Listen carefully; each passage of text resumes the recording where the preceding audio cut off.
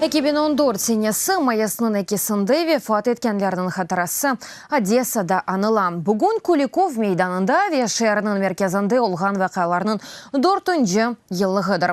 О вақыт 48 инсан әлі қолды ве 200-ден зияде адам яраланды. Чатышмаларының олған ерлеріне инсанлар чечек кетірі. Шәрді хавсызлық тедбірлері артырылған. 2000-ден зияде қанун қору жүнев бетчілік япа. Меркези соқақларына қылияты үшін қапатылған. Куликов мейданында маден тапчықлары қойылған. Каких-либо конфликтов.